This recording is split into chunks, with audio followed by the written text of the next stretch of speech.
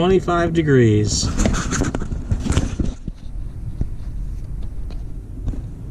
Not the warmest day, I'll give you that. Not the warmest day, I'll give you that, to go clamming, but it's a very good low tide, and I don't think the swells are more than 2 feet. So my goal is to get some fresh hen or surf clams today, and then I'm going to hopefully attempt to extract the juice from them, filter it, then extract the clam meat, and then make a really good clam chowder out of it. That's my goal today. So wish me luck. Serious? Ridiculous. The holes were right out. I mean, the siphon holes were right out and everything? Yep, they're like an inch under there. Right over there to the left, about 100 feet.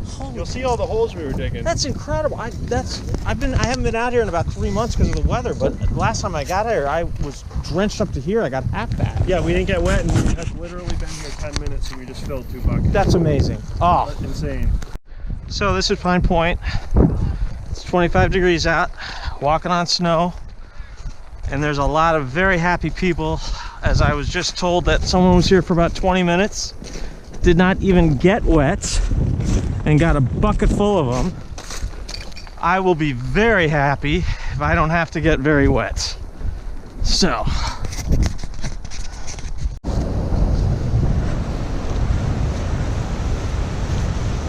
And as you can see, there's definitely a clam here.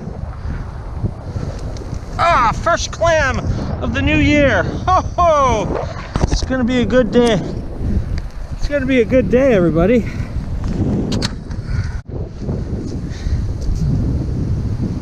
Okay, so I don't want to break my fork, which I have done before. Hopefully you saw that guy spitting at me. So here he is.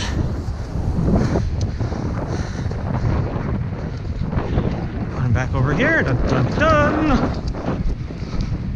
Bring him with me. Dun dun dun. Okay, here we go.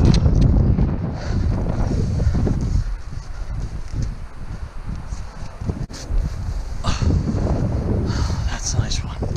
Let's see, where else should we?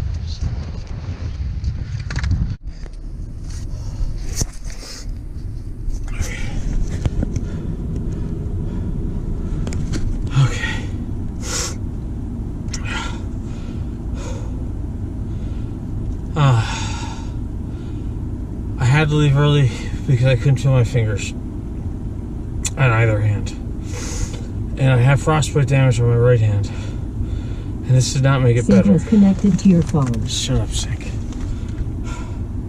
I got barely enough for a chowder. If I'd stayed and I wasn't in this much pain, I could have doubled or tripled my take. I don't think I need that much. But it was a great day of clamming. I mean, they were everywhere. I didn't have to go into the water, which is rare for me. I always have to go in, but not today. I don't know if anything shows up on the cam. So I'm just going home and make chowder. That's it. Hi. Just got back. I got my chopping and I put my waders away and got everything all set. And I'm doing my food prep right now. Here's a quick little preview. didn't get it more than I needed. That's a perfect amount of clams. It's exactly what I want. It's exactly what I need. It's all you really need, which is great. As you can see, I'm getting my mise en place. I think that's Latin for getting your stuff together. Onions, carrots, celery, boatload of bacon, flour, and the most important herb other than pepper, which I think is technically an herb, is thyme. You don't have to use thyme. You don't have to use oregano. That's just what I like. Most people use a little thyme. It's just a preference. What I will be doing later on is taking this guy, stick of butter, and this guy, a lot of flour, and I will be making a roux, which I will add into the pot. But right now I'm making bacon. I'm getting ready for the clams now. There are two things you're doing with the clams. You're getting the meat out, you're throwing the excess away. And the important part is you're saving the clam juice. Now the clam juice is loaded with sand and a whole bunch of other gnarly things, but you need to keep that. So what I'm going to do is I'm going to start shucking these, and I'm going to save the clam juice under there. I will later filter, strain, and then boil that. We'll see exactly what I mean. So let's get started. Okay, so we're going to start cleaning the clams. I'm saving the juice so I can strain that later. So I'm just basically sticking them in. Notice when you stick the knife in, it clamps down. It's muscular response. Get them open. Open them like this. This is the traditional chowder part of the clam that you use. It is the foot, and it's very, very tough. So if you really want to get it to taste really good, you'll get after these guys, the scallops. I cannot begin to tell you the significance of a scallop. That is so good. You could make this, you could eat this raw. It's served as a ceviche, actually. It is totally worth this extra moment to go in there and get. Now you can't get them on all because sometimes if the clam just isn't big enough, you won't have enough to do that with. But I cannot stress enough how important it is to get the scallops out. And then you can mince those separately or at the same time as the rest of it. Obviously you're going to clean the living snot out of these things. So I'm going to just do that over and over and over again. Okay, so all of those clams that were in there are now in here, and the clams themselves are over here. So now I'm going to make the broth. That's the clam juice itself. I'm just going to take all this good stuff and boil it.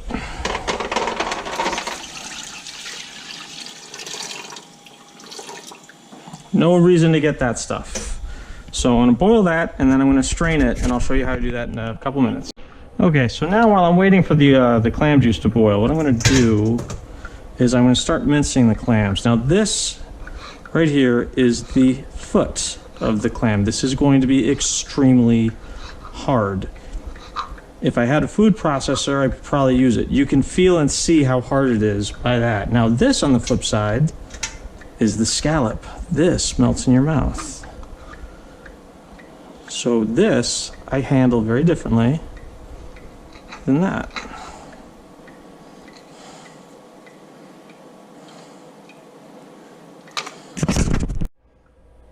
Okay, I want to show everybody what I've done here already over here. You'll see these are the feet, right? Then I've diced them up, not done with them yet. These are the scallops, and you can already tell just by looking. The scallops are much lighter, softer, succulent meat. You just cut them up as finely as you can. What I used to do, and I will use if I still can, you can use a simple knife for these and they work great. For the feet or the tongue, I've heard it called both. What I actually use for those is a garlic press, which does a spectacular job of just beating the hell out of the connective tissue in there, which softens it up great. But as you can see, the scallop meat, my gosh, look at that. That's scallop meat. I mean, you could literally hit this with a little bit of lemon juice, let it sit in the sun for a little bit. Oh man, it's delicious. It's delicious ceviche. Okay, so the clam juice is ready to be strained. So what I've got here is the receiving bucket down there, colander, and a strainer. And I do all of that after I put some coffee filters in. You know what cracks me up? Cracks me up is that 10 years from now, people will look at a coffee filter and wonder what the heck they are, because everybody's using those Keurigs and various other different ways to get coffee. It's probably going to be an anachronism in the blink of an eye. But anyway, here we go. And let's just, there we go. All right, here we go. On the count of 3, 1, 2, and 3, we take the clam juice and we pour it over the coffee filters, which go through the strainer, which then go through the colander. And we may have to do it more than once. Sometimes I get lucky, sometimes I don't. And we just let it sit. We don't force it along, we don't shake, we don't do anything. We let it sit, it will go away, and we will be left with clam juice. Okay, so what I'm doing now is I'm just chopping up the foot, and you can see I have to be much finer on this. A lot of people use a food processor. If I was rich enough and I could afford a dedicated food processor that I only used for seafood, I'd probably recommend that. You just have to be very, very careful. You have to use a very sharp knife. Every single thing that would basically be a 911 call waiting to happen is cutting up the this portion of the clam. It's challenging, it's tricky, and you really have to mince it. You gotta get it really fine, otherwise it's gonna be rubbery, and that's all anyone will talk about. They won't talk about how savory and delicious, and they could just feel like they were sitting by the coast of Maine as they ate it. And you don't want to deal with that. Trust me. People just love to complain. All right. Okay. So right now, what I've got is I've got the clams minced nicely. I'll do a couple more just chops, just to be on the super safe side.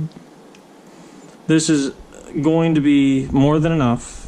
If you're not crazy about clams, if you like clams but don't love them, use half. If you love clams, wouldn't use more than this. This is easily a cup and a half. It's a lot.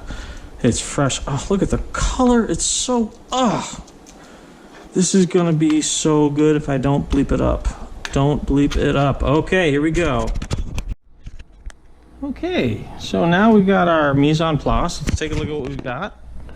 We have the clams. We have the onions, we have the carrots, we have the celery, we have the salt, we have the pepper, we have the butter, we have the potatoes. Where's my bacon? Oh no. Oh, right. I had to put it up in here. I had to hide it from the dogs. That was a close one. Okay. So now we've got our mise en place and stuff. So now we're ready. What we're gonna do is we're gonna basically saute the onions and the carrots and the celery, and we're gonna add the spices. It'll make sense when you see it. Okay, so we're gonna go ahead and throw the onions in. You can hear that subtle, slow sound of onions, and in a few seconds you're gonna smell it. Oh, it's gonna be so good. So I'm gonna do this for about 2 minutes or so. When it starts to brown, I'm gonna hit it with salt, and I'll be back. Okay, so now you're going to see that the onions have sweat out, have done some sweating because they hit the salt. I hit it with some salt, and now it's sweated some of the moisture out, and it's slowly starting to become translucent. So we now hit it. Dun dun dun! Carrots and celery. About a cup. About a cup. Now this is obviously up to you, what your taste and preferences are. I know that I do like a little bit more carrots in mine than many, so I'm going to go ahead and put the rest of them in. And I think the celery is about where I like it. And I'm going to stir that in just for a minute. Then I'm going to hit it with really 2 quick spices, not a lot. Thyme and oregano.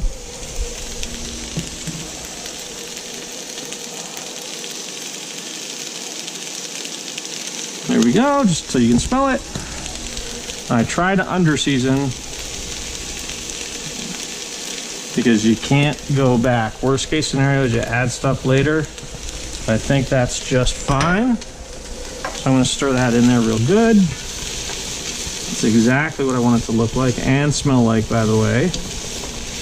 And now I put the lid on it for 8 minutes. 8 minutes.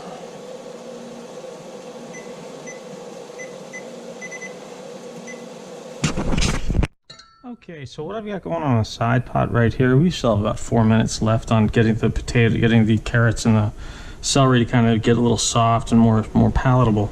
I'm going to make a roux, which I will add later on. And the roux is basically just a thickening agent. And I'm very bad at making a roux, which I will probably not do perfectly, but I want to do it good enough so that it will thicken the chowder to my liking. Now, this is obviously up to you. Some people like a very thin chowder. Some people like it really thick.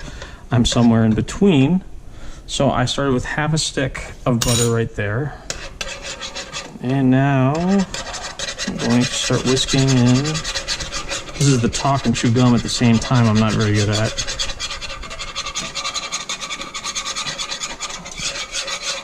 And just the goal, of course, is consistency. You want to make sure that you get the flour. This is actually coming together pretty nicely. This is coming together very nicely, actually. Depending on the size of what I'm going to be making will determine how much roux I will actually be using. Actually, this came out pretty good. It's not come out badly at all. So, I'm just going to be doing this for a little bit. And I'm going to be adding it to that. Okay, so now I'm going to go ahead and add the roux. That's exactly what I wanted. I'm going to stir that in, and then I'm going to add the milk and cream.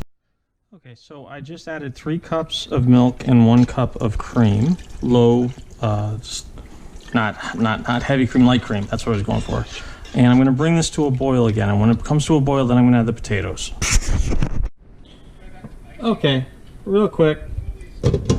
I ran out of battery life, so you didn't get to see me add the clams and the potatoes and bacon. I just added them about 5 minutes ago. I've got about 10 seconds left on this charge. The last thing I have to do is add the clam juice. This is the clam juice we filtered. I'm not going to add all of it. About half is all I need. That clam juice is what is going to add the flavoring. It's going to have the saltiness. It's going to really make you feel like you're at the ocean enjoying a meal. It's so important to add that. So there you go. And that's it. The potatoes are soft and tender. The bacon is infused, and last bit of clam juice I added has really brought out the flavor of it. I'm going to let it come down to room temperature, and then I'm going to put it into a container, and I'll serve it tomorrow. As it is right now, it's a little later than I usually like to eat, so I think I'll be savoring this tomorrow. Thanks so much for watching. Really appreciate it. Thanks so much for watching. It would mean a lot to me if you'd subscribe. Thanks.